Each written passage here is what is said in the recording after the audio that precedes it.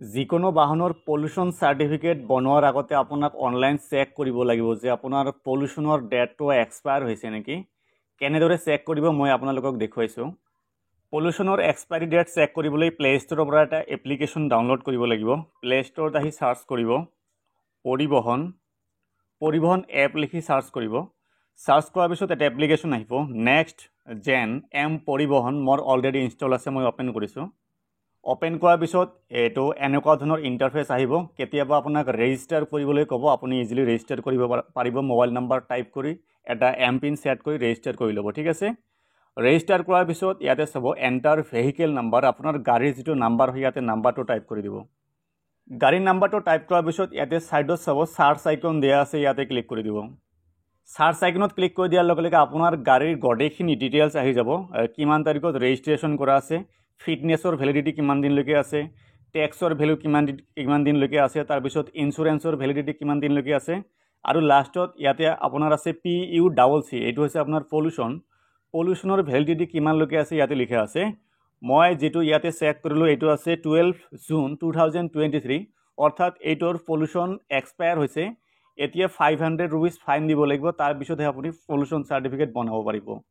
এতিয়া ফাইন কেনেকৈ অনলাইন দিব মই আপোনালোকক দেখুৱাইছোঁ। অনলাইন পলিউশ্যনৰ ফাইন দিবলৈ গুগলত আহি চাৰ্চ কৰিব পলিউশ্যন ফাইন পে'মেণ্ট, যিটো ষ্টেট হয় সেই হিচাপত চাৰ্চ কৰিব। মই আছামৰ পৰা পে'মেণ্ট কৰি আছোঁ, গতিকে মই আছাম বুলি চাৰ্চ কৰিছোঁ। তাৰপিছত প্ৰথম যিটো লিংক আহিব অনলাইন পে'মেণ্ট ফৰ ভেহিকেল অনাৰ, এইটো লিংকত ক্লিক কৰিব। ক্লিক কৰি দিয়াৰ পিছত আপোনাৰ যিটো গাড়ীৰ নাম্বাৰ হয় ইয়াতে ফিল আপ কৰিব। তাৰপিছত ইয়াতে কেপচা ফিল আপ কৰি ইয়াতে চেক ফাইন ডিটেইলছ ইয়াতে ক্লিক কৰিব।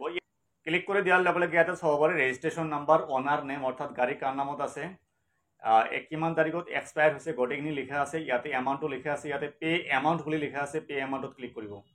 পে' এমাউণ্টত ক্লিক কৰি দিয়াৰ লগে লগে ইয়াতে পে'মেণ্ট কৰাৰ প্ৰচেছটো আহি যাব। আপুনি যিটো প্ৰচেছ বিচাৰে আপুনি UPI থ্ৰু দি পে'মেণ্ট কৰিব পাৰিব। ইয়াৰ বাহিৰেও ইণ্টাৰনেট বেংকিং, ATM বিভিন্ন অপশ্যন দিয়া আছে।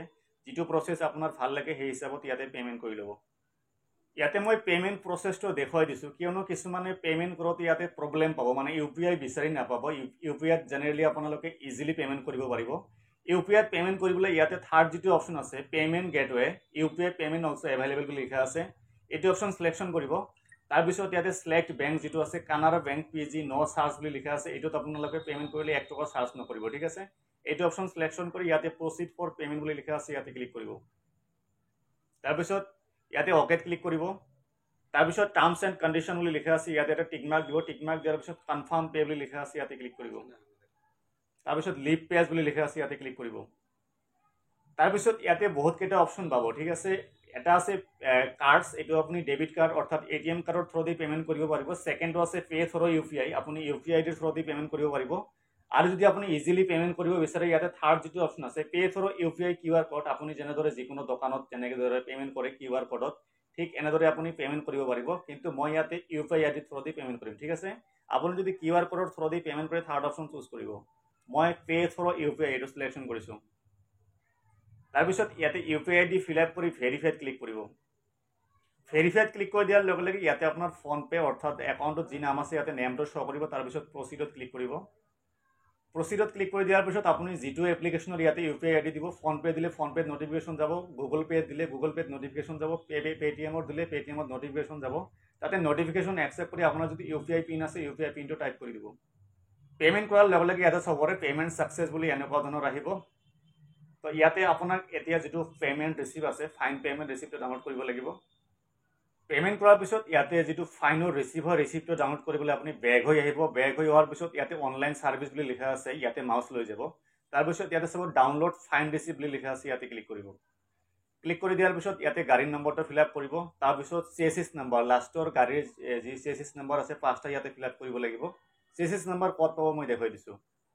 ইয়াতে চাব ছেকেণ্ড আছে চেচিছ নম্বৰ, এই লাষ্টৰ যি 5টা নম্বৰ আছে সংখ্যাৰে লিখা আছে, এই 5টা নম্বৰ তাতে টাইপ কৰিব লাগিব।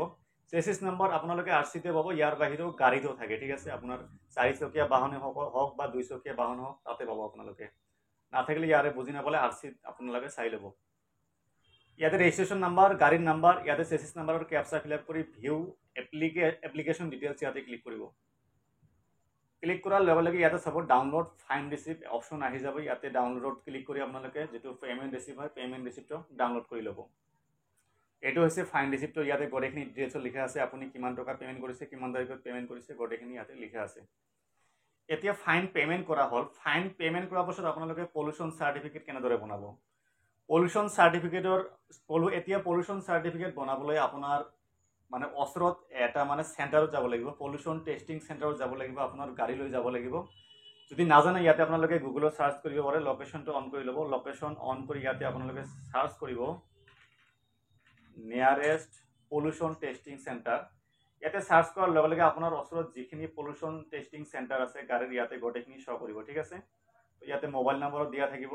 মোবাইল নম্বৰত আপোনালোকে ফোন কৰিব পাৰে, নাইবা আপোনালোকে বেলেগৰ পৰা শুনিব পাৰে। তাতে গৈ আপোনালোকে পলিউশ্যন টেষ্ট কৰি আপোনালোকে এটা চাৰ্টিফিকেট দিব। চাৰ্টিফিকেটটো আপোনালোকৰ 85 ৰুপিজ ল'ব, কেতিয়াবা 100 টকা লয়, ঠিক আছে। পলিউশ্যন চাৰ্টিফিকেটটো কেনেকুৱা হয় মই আপোনালোকক দেখুৱাইছোঁ। এইটো হৈছে আপোনালোকৰ পলিউশ্যন চাৰ্টিফিকেট। পলিউশ্যন চাৰ্টিফিকেট বনাওঁতে আপোনাৰ মানে গাড়ীৰ আগপিনে আৰু পিছপিনে ফ্ৰণ্ট ছাইড আৰু বেক ছাইড দুয়োপিনে ফটো মাৰিব। ফটো মাৰাৰ পিছত আপোনাৰ মানে পলিউশ্যন টেষ্ট কৰিব। টেষ্ট কৰাৰ পিছত এনেকুৱা ধৰণৰ আপোনাক এটা চাৰ্টিফিকেট দিব। এইটো চব পলিউশ্যন আণ্ডাৰ কণ্ট্ৰল চাৰ্টিফিকেট বুলি লিখা আছে, ফৰ্ম 59। এই চাৰ্টিফিকেটটো আপোনাক দি দিব। আৰু লগতে নেটতো লগে লগে আপডেট হৈ যায়। আপোনালোকে যিটো এপৰ কথা ক'লোঁ পৰিবহণ সেৱা, সেই এপত গৈ আপোনালোকে চেক কৰিব পাৰে। তো গোটেইখিনি প্ৰচেছ মই আপোনালোকৰ সৈতে আলোচনা কৰিলোঁ। পলিউশ্যন চাৰ্টিফিকেট প্ৰথমৰ পৰা লাষ্টলৈকে কেনেদৰে বনাব লাগে। ইয়াৰ বাহিৰত কিবা যদি সুধিবলগীয়া থাকে কমেণ্ট বক্সত কমেণ্ট কৰি জনাব পাৰে। ধন্যবাদ।